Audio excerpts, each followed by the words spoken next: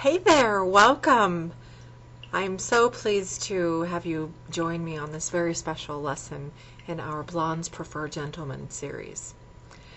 I have a very it may be a very touchy subject, but if you have seen any of my videos or tutorials, I delight in being thorough and not leaving any question for possible miscommunication. So I'm going to try to handle this very touchy subject with my tender gloves. So I'm not judging anybody. I'm just offering something from my heart that I have noticed that is very, very serious issue, and I just don't think that my series would be lacking if I didn't address this particular topic.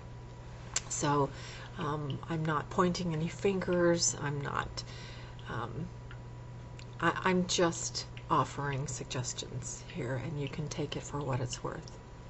Okay, so from my heart to yours, if this is a touchy subject, you know, nobody can change another human being. It's just not possible. I heard a really interesting little country song today that said, you know, you can't stretch your shoes and you can't change a man. So I have certainly come to understand the wisdom that a woman can't change a man, but a man can change a man if he's determined enough. And we are human beings that are just remarkable creatures that are so capable of continual growth and learning and improvement of our own volition inside of us. We can do that. We can't change somebody else, but we can maybe motivate somebody else to do that. And of course, if I take a bigger step back here, my goal as a makeover queen in my whole endeavors, not just my Blondes Prefer Gentlemen series, but all over, is to inspire and give tools to help you, to help yourself, to help others, to, you know, have all the tools that you need to take those steps, to ignite a little spark of, you know, that your best you, your very best you, not your lowest you, but your very best you. And so it's with that spirit that I address this topic today. And the topic is addictions. And in the whole being mindful, a gentleman is always aware of other people. And addictions come from a lot of self-insecurity, trying to placate, to numb, to try and sort of escape the kind of self-hatred or pain or depression or misery. And if you think about that, if you've ever experienced a kind of addiction, you're not like in control. It controls you.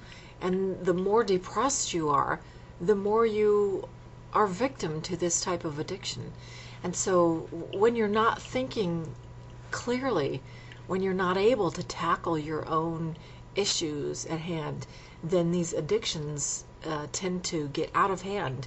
And so that really you're like enslaved by this addiction.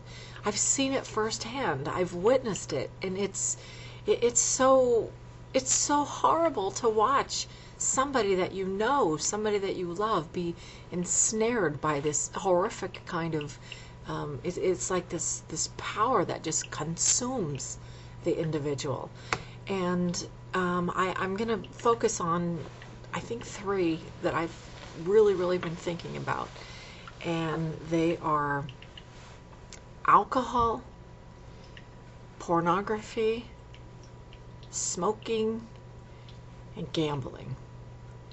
And oh my goodness, the kind of effect that this ravages in a human being and in this person's family and in their entire circle. It just completely devours your soul when you become so ensnared in this addiction that it's like that's all you can see. And I just have some suggestions on how to, overcome these types of things. Of course, it's the major thing because there are so many like 12-step programs in each one of these areas. But universally, across the board, across continents, across, class and money and age, women who live with people who suffer this, and of course, women are not, immune to addictions by any stretch, but this particular series is devoted especially for you men. And so I'm going to focus on if you have a wife or a girlfriend, how it affects her. And I mean, I know absolutely firsthand with people that I have known and loved that this is it's just a huge problem, that once they rid themselves of it, if they can just become free and transcend to the next level of their highest being. So, alcohol. I did hear another very interesting song today I was listening to country. I mean, you just get so much from country music, don't you? That tequila makes her clothes fall off. Tequila makes her clothes fall off. Well, what does that tell you? Maybe it was a funny song, but it tells you that you're out of control, that you lose, you dull, you escape your senses, and maybe that's why you do it. But I'm here to tell you, if you never ever take a drop of alcohol, you never ever can make a fool of yourself by doing something when you're drunk. If you never take a drop of alcohol, you can never drive and hit somebody and kill somebody when you're drunk. You can never injure yourself. If you take that extreme sort of measure and you never drink, you can never be responsible for abusing somebody while you're drunk.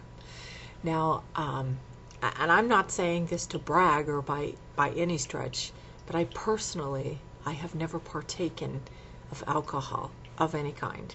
I think I've taken NyQuil a couple times and I discovered that had alcohol in it, but I don't drink. I never have. The idea of opening up my refrigerator and seeing alcohol in it would just crush me. I never want that to be a part of my life. I have grown up the daughter of a criminal prosecutor, and I have seen the very worst of mankind. And 99.9% of all the crimes committed, that's my dad's percentage, have been committed by people who are either on alcohol or drugs. And what a preventable thing. What a preventable thing. Don't do it. If you don't do it, you can't ever do those other things. And if you're doing those things to escape your problems of life, all that does is compound your problems. It may allow you a little escape, but all it does is just compound things. So I'm going to break this into 2 segments because I think this really merits a special follow-up also. So I'm going to stop this right now and I will continue. So I do hope you stay with me, and I also do thank you for your consideration. I'm Diane. Thanks.